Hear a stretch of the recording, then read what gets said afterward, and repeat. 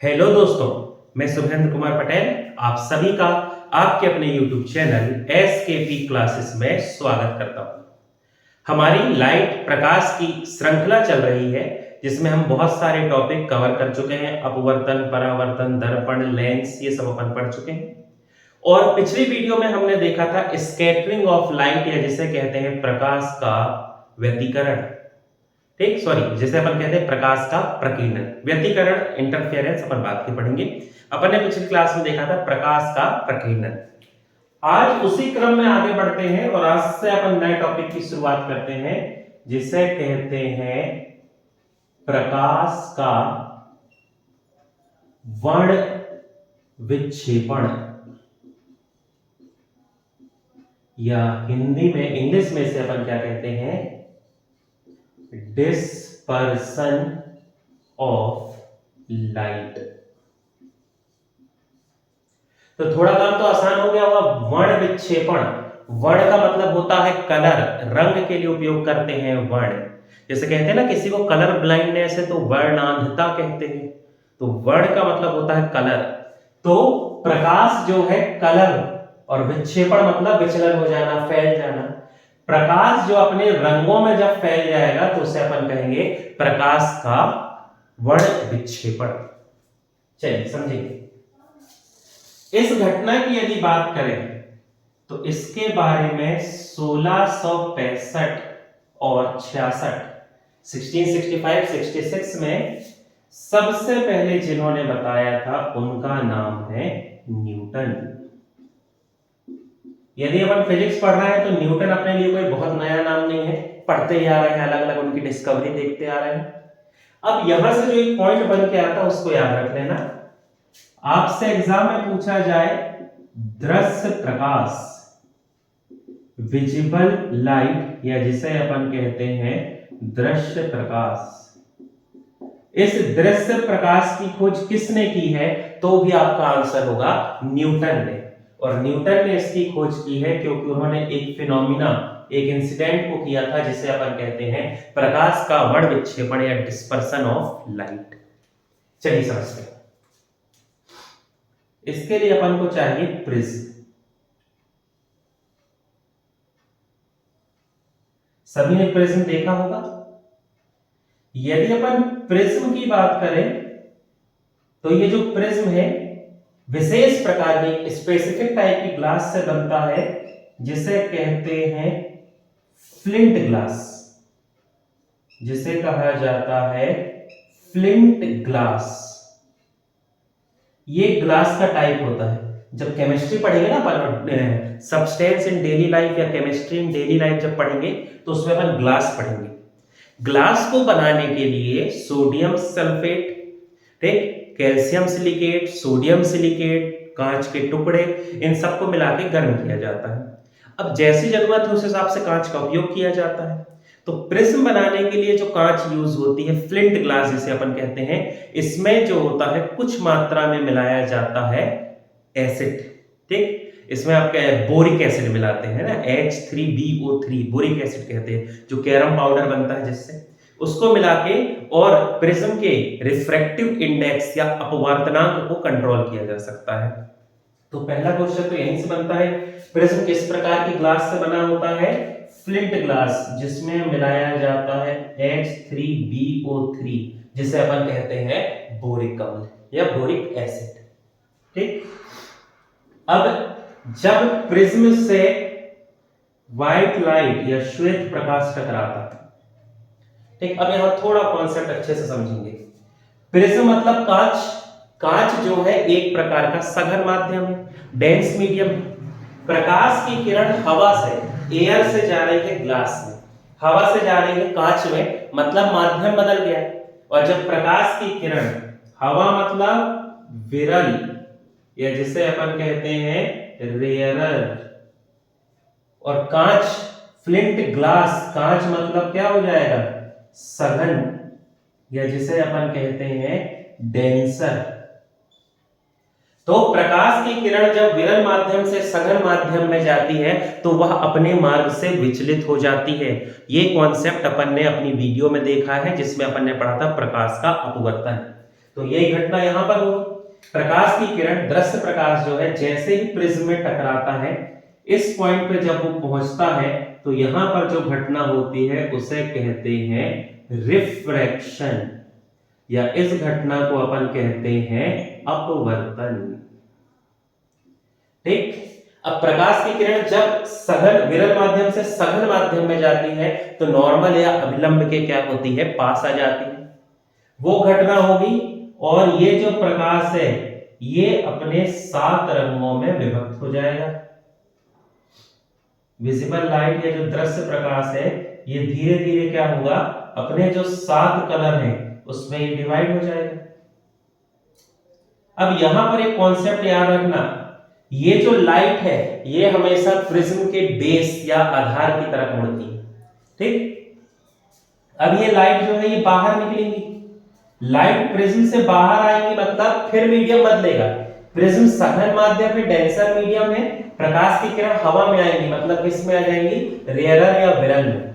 तो फिर ये क्या हो जाएगा, अपने मार्ग से विचलित हो जाएंगे, नॉर्मल या अभिलंब से दूर हो जाएंगे, और इस प्रकार हमें ये मिल जाएंगी ये 7 रंग की अलग अलग प्रकाश की किरणें।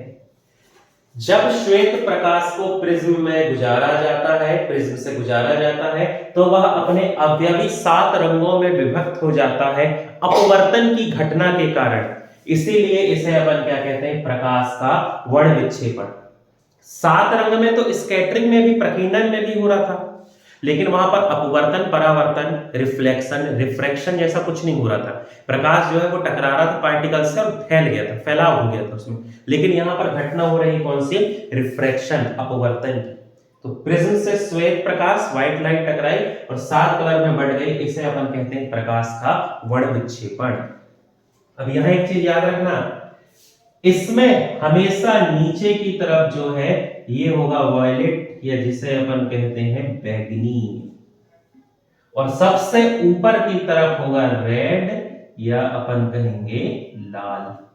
फिक्स है ये। प्रिज्म से यदि श्वेत प्रकाश होकर जा रहा है, एक आइडियल कंडीशन कि प्रिज्म से जब श्वेत प्रकाश होकर जा रहा है तो नीचे बैगनी कलर है और ऊपर क्या रहेगा, उसमें रहेगा रेड कलर। जो प्रकाश की किरण प्रिज्म से टकरा रही है इसे अपन कहते हैं आपतित किरण, या इसे अपन कहते हैं इंसिडेंट रेस। ठीक। और ये जो प्रकाश की किरण जिसमें विचलन हो गया, इन्हें अपन कहते हैं इमर्ज्ड लाइट, या इस प्रकार की जो किरण है इन्हें उभरती हुई अपन किरण कहते हैं, इमर्जेंट रेस, ये कहलाती हैं इमर्जेंट रेस। ठीक। आपतन कोण से जो इंसिडेंट एंगल जो बनेगा उसे अपन कहेंगे आपतन कोण, इंसिडेंट एंगल, क्योंकि आपतित किरण से इंसिडेंट रेस से बना है। और जब प्रिज्म में प्रकाश का वर्ण विक्षेपण होता है और उसके बाद जो एंगल बनता है, जो कोण बनता है, इसे अपन कहते हैं विचलन कोण। ये शब्द आपको याद रखना है, ये बहुत इंपॉर्टेंट है।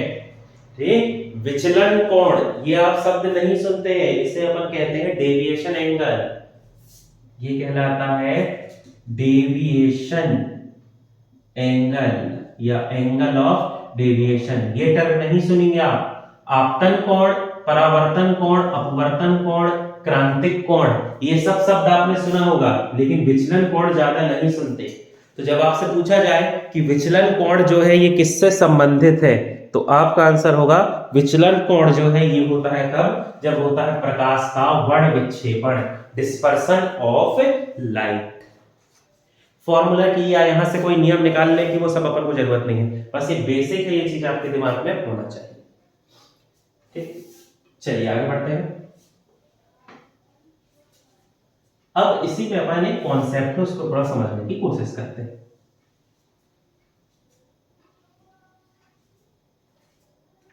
ठीक। अब यदि अपन बात करते हैं प्रिज्म, तो प्रिज्म में एक घटना होगी, एक इंसिडेंट होती है जिसे अपन को समझते हैं अपन।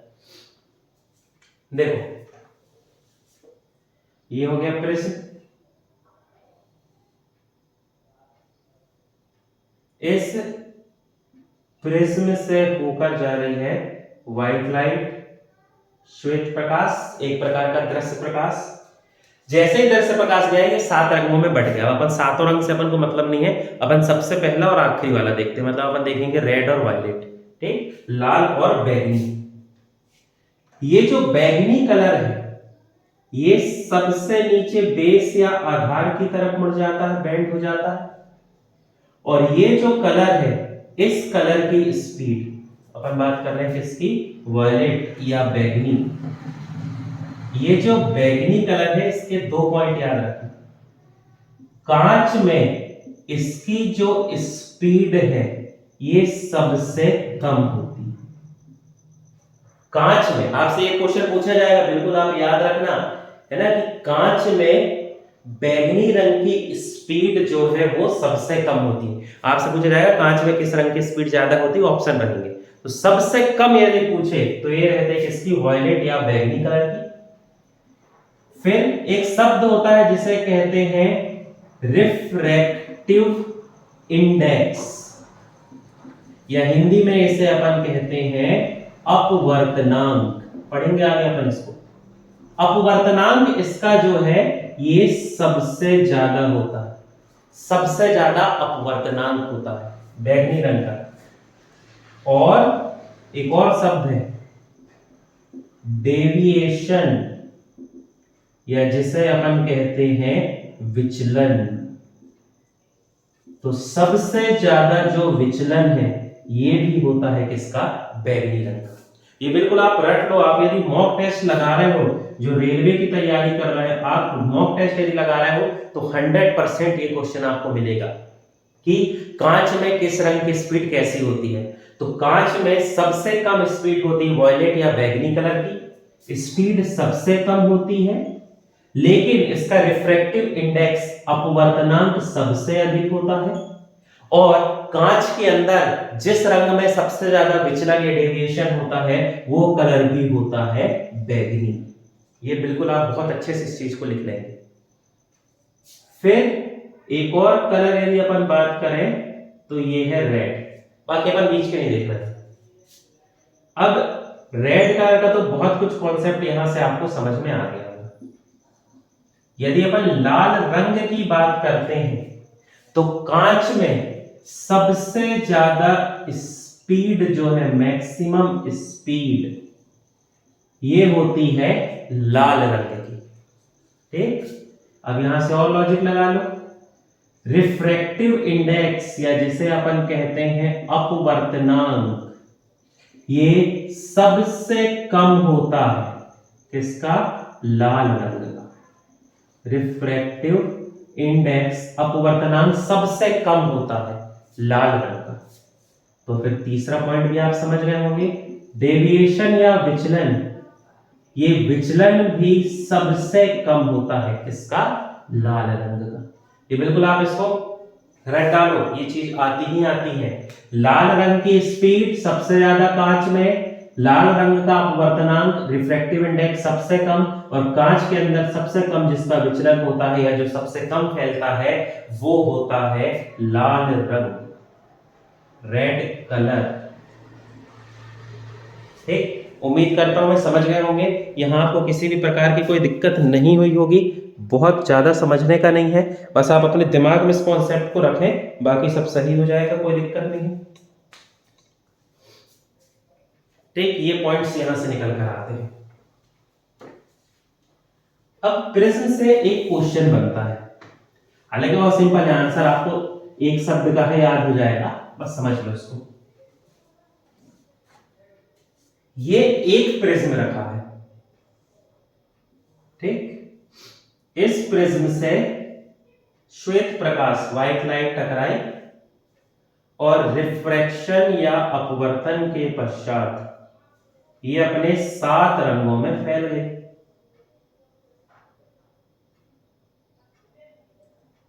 ठीक। ये होगा इसके सबसे नीचे बैगनी, सबसे ऊपर लाल। अब मैं बार बार नाम नहीं लिख रहा हूं, आप समझ जाना।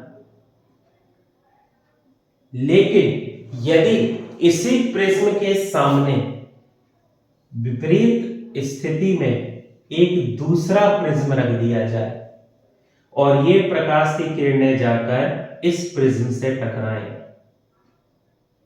तो जैसे ही ये प्रकाश की किरणें इस प्रिज्म से टकराएंगी, इनमें भी यही घटना होगी, सघन माध्यम से विरल माध्यम, विरल माध्यम से सघन माध्यम वाली। तो ये जो प्रकाश की किरणें हैं, जब ये प्रिज्म से बाहर निकलेंगी तो यहां से केवल एक रंग का प्रकाश निकलेगा, जो होगा व्हाइट लाइट या श्वेत प्रकाश। ठीक, तो याद रखना, यदि दो प्रिज्म को एक दूसरे के ऑपोजिट या विपरीत रख दिया जाए तो जो श्वेत प्रकाश है वो वापस किस में बदल जाता है, व्हाइट लाइट या श्वेत प्रकाश में, है ना। उस समय पे लॉजिकली ढूंढने लगना कि बैंगनी हो जाएगा, जामुनी हो जाएगा, लाल, नीला, हरा, पीला, कुछ नहीं सोचना है। यदि दो प्रिज्म है एक दूसरे के ऑपोजिट रखे हैं तो व्हाइट लाइट है, ये वाली घटना तो अपन को दिखेगी नहीं, प्रिज्म के अंदर होगी। तो ये वाले इंसिडेंट है, यहां से व्हाइट लाइट आएगी और प्रिज्म से बाहर जो निकलेगी ये भी क्या रहेगी, व्हाइट लाइट। ठीक, इस कॉन्सेप्ट को भी अच्छे से आप लोग दिमाग में बिठा लेना। ठीक, एग्जाम के हिसाब से ये थोड़ा सा आपके लिए जरूरी है। चलिए अब अपन बढ़ते हैं आगे। बाकी एक टर्म आएगा तो स्कैटरिंग में अपन पढ़ चुके हैं, स्पेक्ट्रम। स्पेक्ट्रम आएगा तो घबराना नहीं। जब लाइट 7 रंग में बट गई, जब विजिबल लाइट, तो वो जो 7 रंग का जो सीक्वेंस है, जो क्रम है, उसे अपन विज्ञान की भाषा में कहते हैं स्पेक्ट्रम। इसका जिक्र अपन पिछली वीडियो में कर चुके हैं, तो वहां देख लेना यदि कोई डाउट हो तो। ठीक, चलिए अब अपन प्रकाश के वर्ण विक्षेपण के, डिस्पर्सन ऑफ लाइट के देखते हैं अनुप्रयोग, या अपन देखते हैं इसका एप्लीकेशन, अनुप्रयोग। तो एप्लीकेशन तो एक याद रख लो आप, इसकी वजह से किसका निर्माण होता है, इंद्रधनुष, या जिसे अपन कहते हैं रेनबो। तो ऑब्जेक्टिव एक तो तैयार हो गया। इंद्रधनुष का बनना प्रकाश की किस घटना का उदाहरण है, तो इंद्रधनुष बनता है क्योंकि प्रकाश का होता है वर्ण विक्षेपण, या जिसे अपन कहते हैं डिस्पर्सन ऑफ लाइट। अब कैसे होता है ये समझ, कंडीशन तो आपको पता है ना कि इंद्रधनुष कब बनेगा, हल्की हल्की बारिश होना चाहिए, पानी की बूंद होना चाहिए और सूर्य प्रकाश होना चाहिए, तब अपन को आसमान में ऐसा कर्व दिखाई देगा अलग अलग कलर का। 7 रंगों का जो वक्र होता है, जो आर्क या कर्व हमें दिखता है 7 कलर का, उसे हम कहते हैं रेनबो। तो 2 कंडीशन है, एक तो पानी की बूंद हो और दूसरा धूप हो, तब तो बनेगा। तो समझो, मान लो ये है पानी की बूंद, ये जो वाटर ड्रॉप है, ये जो पानी की बूंद है, ये पानी की बूंद यहां पर काम कर रही है प्रिज्म की तरह।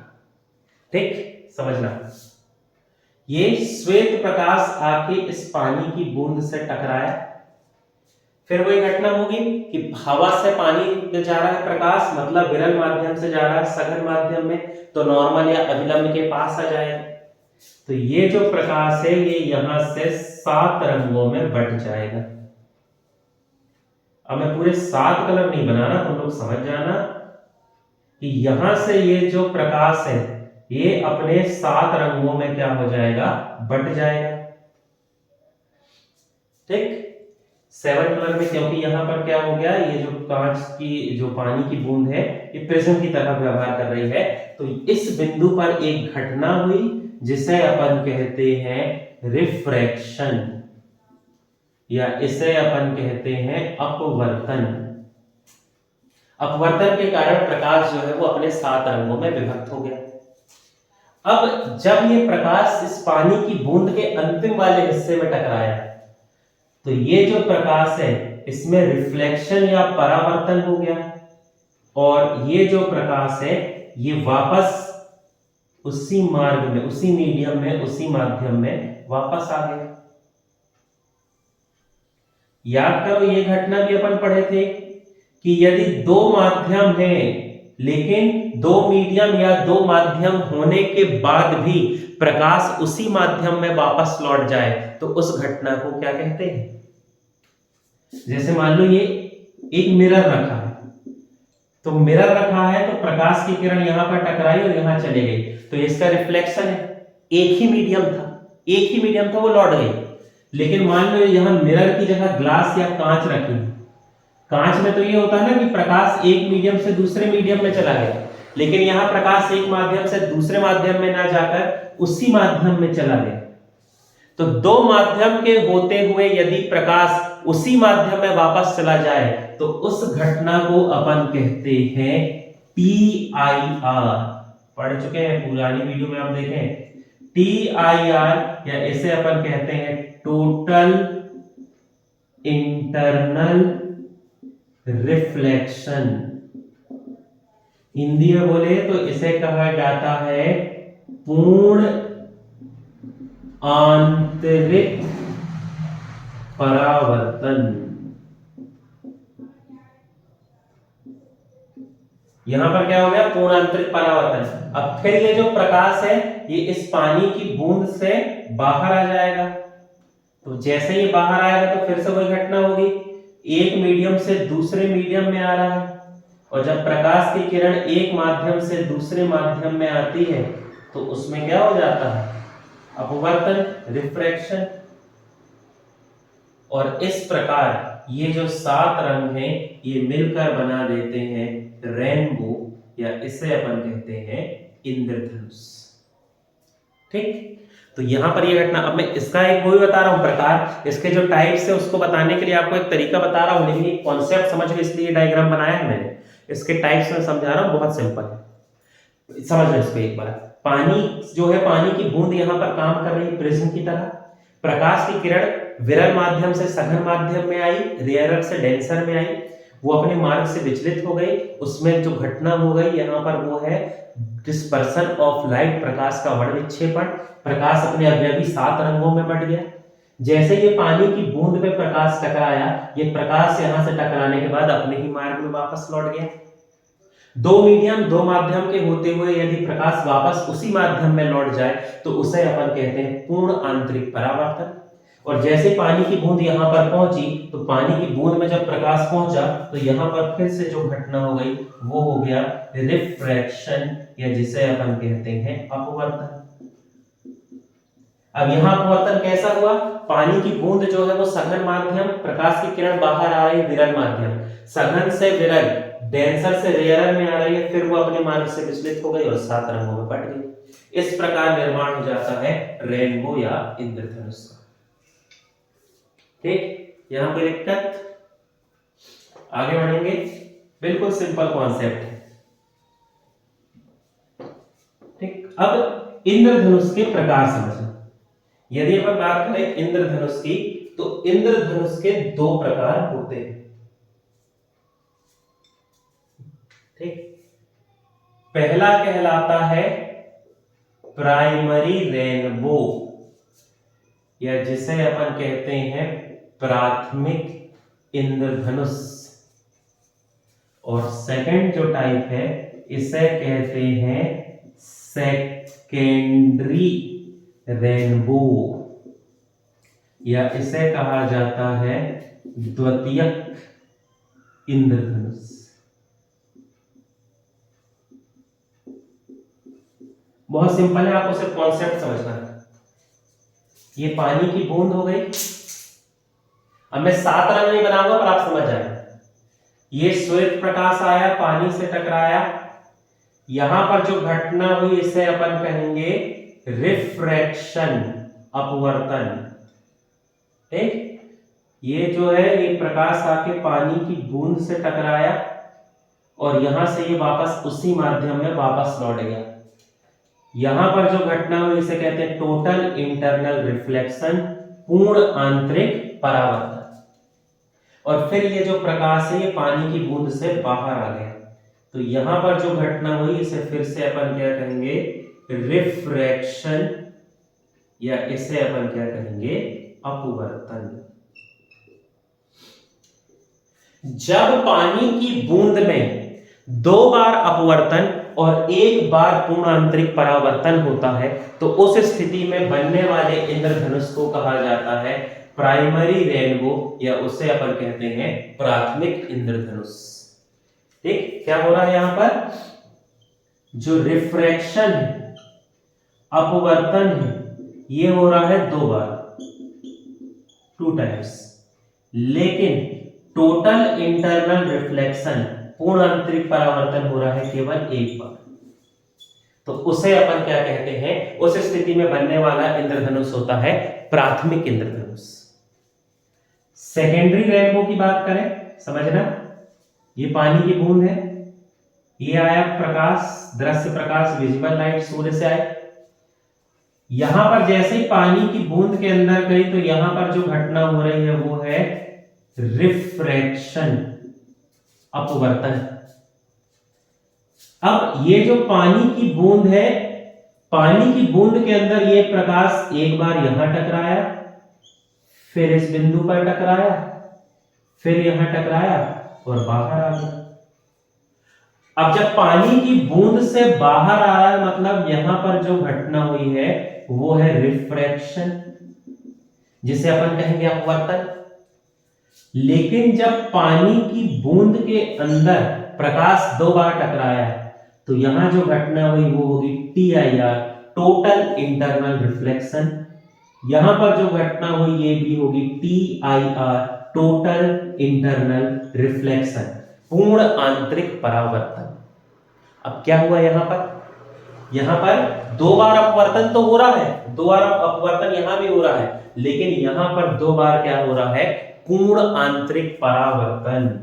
तो पॉइंट क्या निकल के आएगा, जब पानी की बूंद में अपवर्तन 2 बार हो और उसी पानी की बूंद में पूर्ण आंतरिक परावर्तन, टोटल इंटरनल रिफ्लेक्शन 2 बार, जब दोनों 2-2 बार हो तो उस स्थिति में जो इंद्रधनुष बनता है उसे कहते हैं सेकेंडरी या द्वितीयक।